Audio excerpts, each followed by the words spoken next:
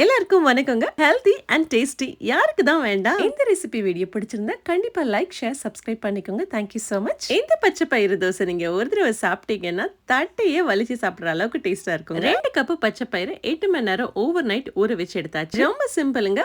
ஒரு மிக்ஸி ஜார்ல இந்த பயிறு நம்ம சேர்த்துக்கலாங்க. காரசாரத்துக்கு பச்சை மிளகாய், கொஞ்சமா இஞ்சி, கொஞ்சம் பெருங்காயத்தூள், உப்பு, அதோட கூட மஞ்சத்தூள், ஜீரகமும் நம்ம சேர்த்துக்கிட்டோங்க. ரொம்ப ஈஸியான ஹெல்தி தோசைங்க. ஊற வைக்கிறது மட்டும் மறக்காம நீங்க செஞ்சுட்டீங்கன்னா காலையில உங்களோட பிரேக்ஃபாஸ்ட் ஈஸியா முடிஞ்சிருங்க. பச்சை பயிறு தோசை மாவு அரைச்சு எடுத்தாச்சு. வாங்க தோசை சுடலாம். பச்சை பயிர்ல நிறைய ஹெல்த் பெனிஃபிட்ஸ் இருக்குங்க. அதோட கூட இது ஒரு பிரேக்ஃபாஸ்ட் சூப்பரான ஆப்ஷனுங்க. சூடான தோசைக்கல் எடுத்தாச்சு.